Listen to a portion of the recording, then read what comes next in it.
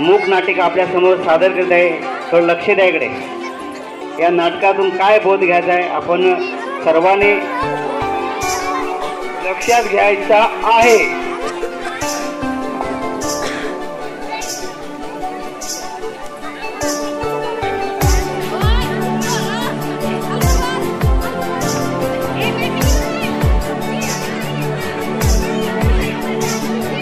स्वार्थापायी उजाडिली हिरवी वनराई, कत्तलीने तुझ्या धरणी झाली लाही लाही.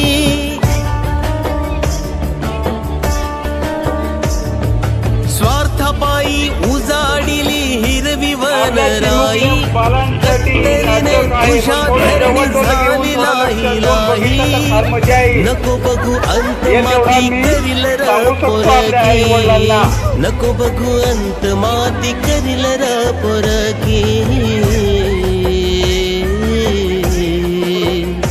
एक झाड लाव माणसा, एक झाड लाव माणसा, एक झाड लाव माणसा, एक झाड लाव माणसा. स्वार्थापायी उजाडिली हिरवी वनराई, कत्तलीने तुझ्या धरणी झाली लाही लाही. नको बघू अंत माती करील र पोरगी, नको बघू अंत माती करील र पोरगी. एक झाड लाव माणसा, एक झाड लाव माणसा, एक झाड लाव माणसा, एक झाड लाव माणसा.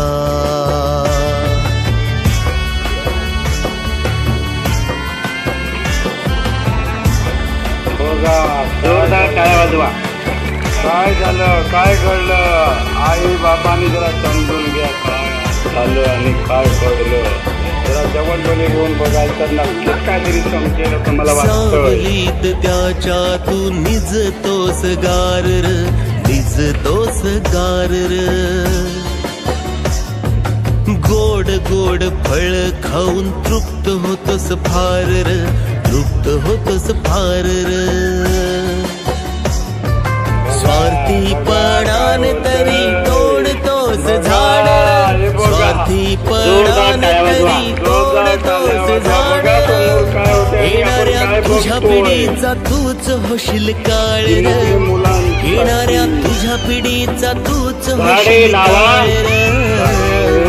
झाडे लावा, झाडे लावा. झाड लाव माणसा. या नाटकातून एकच उद्देश आपल्याला समाजाला द्यायचा आहे की आज सगळीकडे वृक्षतोड होत आहे. वृक्ष तोडल्यामुळे आपल्याला पाण्याची कमतरता कमी होते.